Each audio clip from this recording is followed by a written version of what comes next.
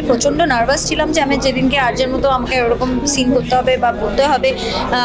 খুব মানে অনেক সিন আছে তা নয়, কিন্তু যে কটা আছে সেটাকেও তো। মেগাস্টার শাকিব খানের একের পর এক সিনেমা দিয়ে চলচ্চিত্রকে নিয়ে যাচ্ছে নতুন এক উচ্চতায়। তুফান, বরবাদ ও তাণ্ডব, এই 3 সিনেমা নিয়ে জোর তুলেছে দুই বাংলায়। শাকিব খানের সাথে প্রথমবারের মতো জুটি বাঁধবেন ওপার বাংলার জনপ্রিয় অভিনেত্রী মধুমিতা সরকার।